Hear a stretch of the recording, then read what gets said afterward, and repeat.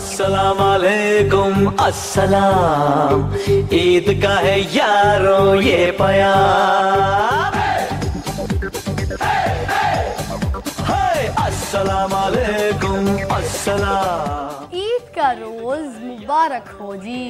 अच्छा, हमें और भी मेहमानों ने अभी ज्वाइन किया है, मगर वो बात जो रह गई थी कि कड़वी बात जिसकी तासीर हमेशा अच्छी होती है, वो हम ज़रा डिस्क्राइब करवाएंगे मगर गुल साहब से। तो अगर आप डिस्क्राइब कर दे तो फिर मेहमानों को भी इंट्रोड्यूस करवाऊंगी। उसमें ये है ना कि आप जब बहुत ज़्यादा फ़ैन फॉलोइंगशिप में चले जाते हैं तो फिर एक्सपेक्टेशंस बढ़ जाती है।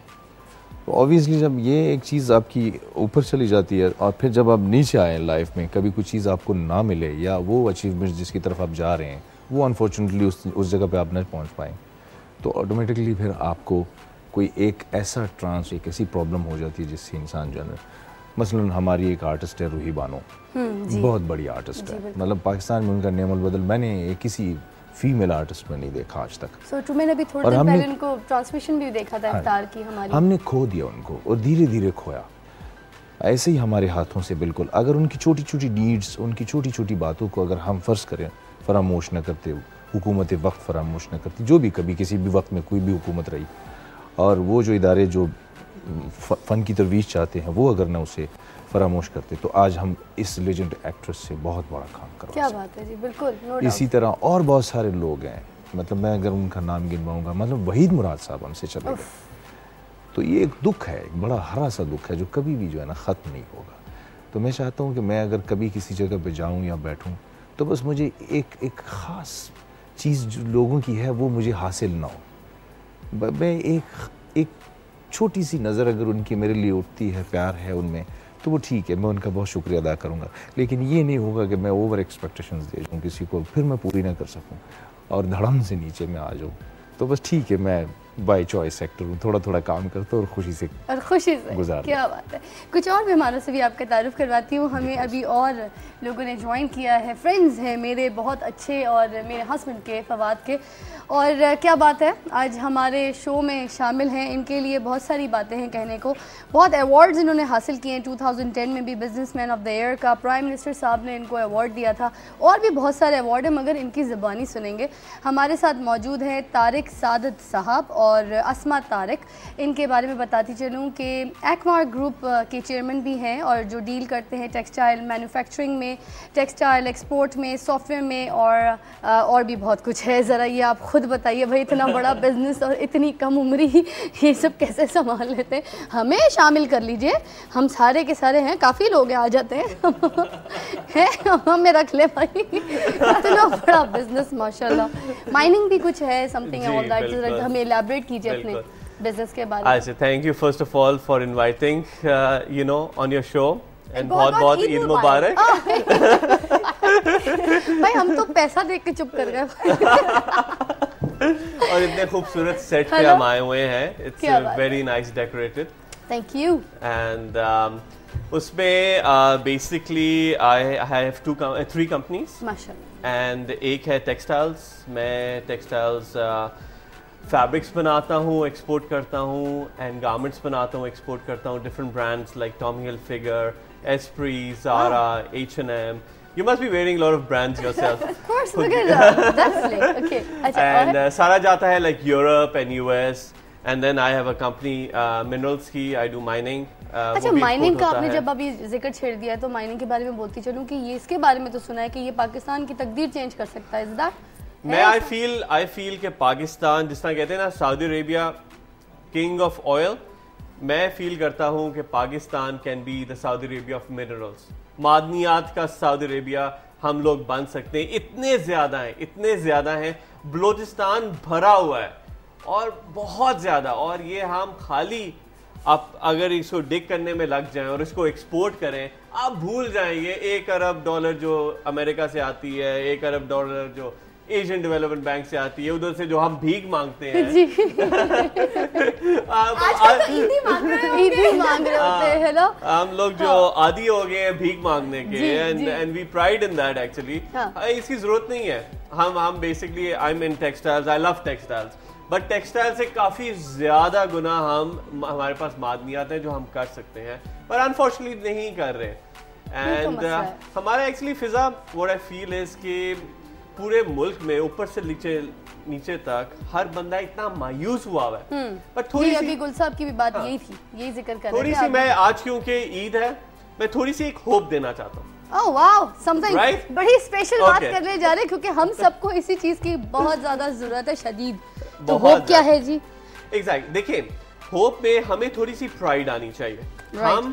हम पाकिस्तान एक छोटा मुल्क नहीं है, हम दुनिया की 25th बिगेस्ट इकोनॉमी है। सो ट्रू, भूले नहीं, according to statistics 25th biggest economy, so that's a very strong.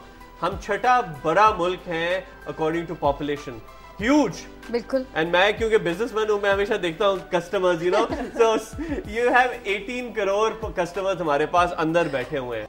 अब आपने मेहनत की बड़ी खूबसूरत, वैसे क्योंकि आपने होप भी बड़ी अच्छी दी। ज़रा मैं अस्मा तारिक की तरफ भी आना चाहूँगी, आपकी बेगम ये कितनी मेहनत करती हैं ज़रा बिसाइड्स, अब क्योंकि आप, मुझे पता है कि आप एक्ट मार्क में वो भी हैं, सॉफ्टवेयर का जो पूरा डिपार्टमेंट आप हैंडल कर रही हैं, उनका सेक्शन आप हैंडल कर रही हैं, सारा हेड कर रही हैं। तो ज़रा आप इससे हट के मुझे कुछ बताइए कि घर में कितनी मेहनत करनी पड़ती है इनको संभालने के लिए, रमज़ान कैसे गुजरे, इनको क्या क्या पका के खिलाएं। so सबसे ज्यादा मेहनत तो उस पे होती है। क्या करती थी घर में, टाइम देती थी, मेहनत करती थी? बिल्कुल।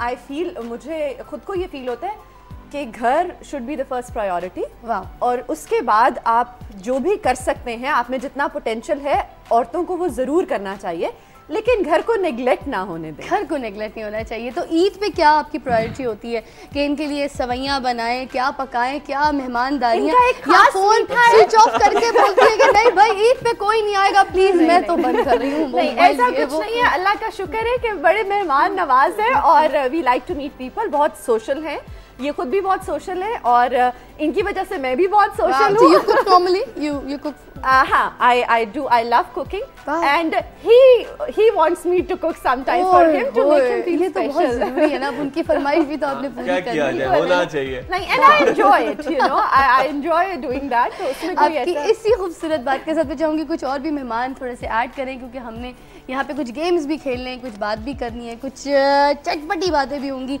मगर मीठी बातें ज़्यादा होंगी क्योंकि ये चल रही है हमारी मीठी ईद। एक और हमारे बहुत प्यारे से गेस्ट हमारे इंतज़ार में हैं, तो गुल साहब इजाज़त है? प्लीज।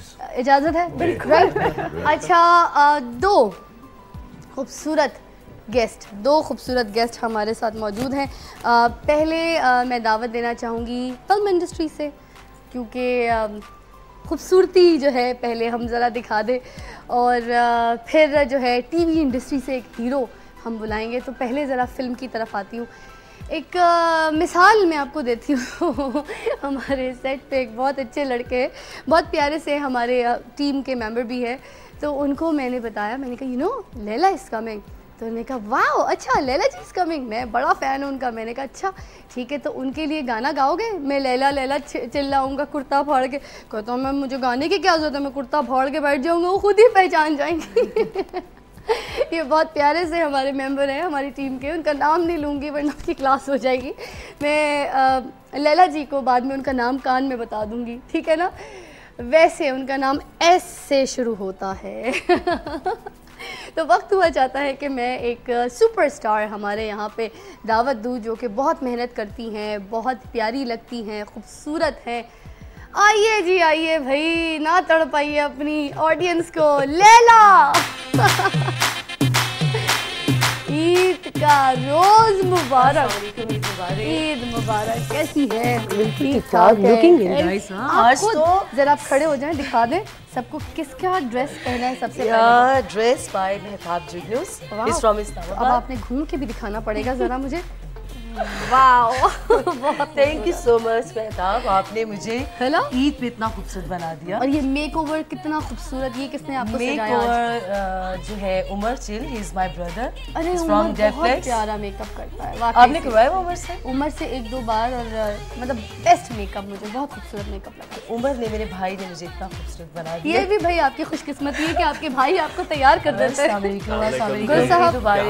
हम फाइन। और ये हमारे मेहमान हमारे साथी होंगे। आइए, दोनों मियाँ बीवी हैं, बहुत प्यारा कपल है, बड़ी मज़े मज़े की बातें करते हैं। आज आप भी हमारे साथ मज़े मज़े की बातें करने के लिए, ईद सेलिब्रेट करने के लिए आई है, क्या बात है। अच्छा जी, तो क्या किया उठते के साथ ही आज है? सबसे पहला काम होता है नमाज पढ़ना। क्या बात। उसके बाद मैं अपनी अम्मी को मिलने गई, जो कि इस दुनिया में नहीं है लेकिन मेरे साथ होती हैं हर वक्त मेरी यादों में। और उसके बाद बहन भाइयों के साथ, आपके साथ, मीडिया के साथ। आप लोग मुझे लगता है कि ईदी देते हैं ज़्यादातर। अब बड़े हो गए ना, ईदी मिलती बहुत कम है, ईदी देनी पड़ती है छोटों को। मैंने क्योंकि आज ईद भी ऐसी रखी है कि वो जवान जो ईदी देते हैं, जो ईदी लेने की एज से निकल गए, मगर फिर भी मुझे पता नहीं आप ईदी लेते हैं गुल साहब वैसे या नहीं? आप तो ऐसे मिलती है अभी भी आपको? लेती हूँ, मैं देती नहीं हूँ मगर मिलती है अभी भी। अच्छा, मैं गुल साहब से एक बड़े मज़े की बात करना चाहूँगी। एक वाक़या उन्होंने मुझे सुनाया, बल्कि आज मैं चाहूँगी ईद का मौका है तो ये हमारे साथ शेयर भी कर दें। बड़े मज़े का वाक़या, मतलब लैला सुनने वाला है। बिल्कुल सुनेंगे। स्नेक्स का वाक़या है और वो क्या है, ज़रा इनकी ज़बानी सुनते हैं। जरूर जरूर। तो ज़रा एक बार ज़रा दोबारा अगर हो जाए वो याद ताज़ा।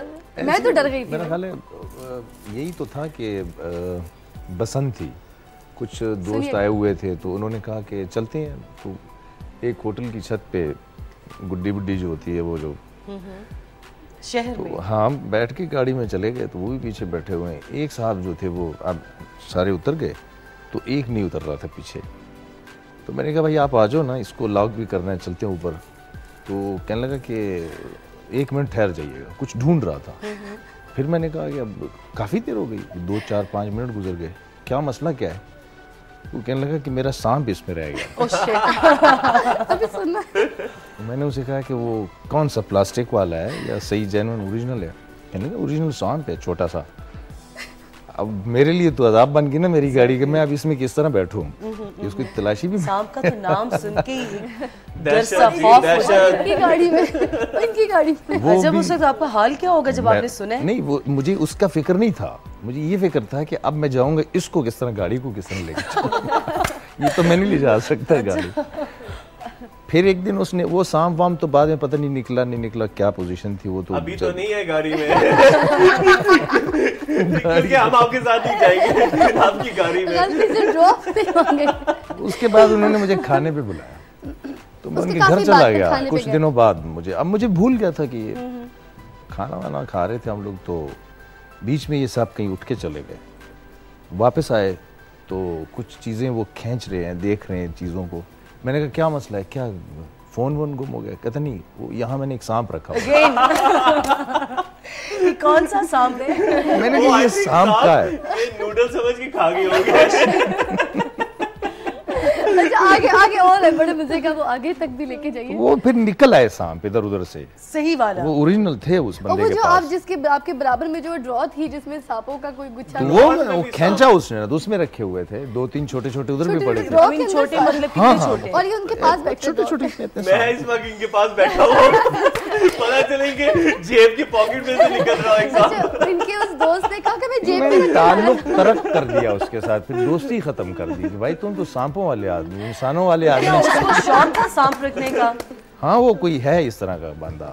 जैसे आपने अपनी आंखों से देखे उसके पास सांप? हम एक छोटी सी सांपों की ईद, मतलब नहीं, हम एक नागन ब्रेक, क्या बोलूं, मैं तो कहीं और चली जाती हूँ। लीजिए एक थोड़ी सी सपोली ब्रेक और आप सबको मेरी तरफ से ईद का रोज मुबारक हो। जल्दी आइए।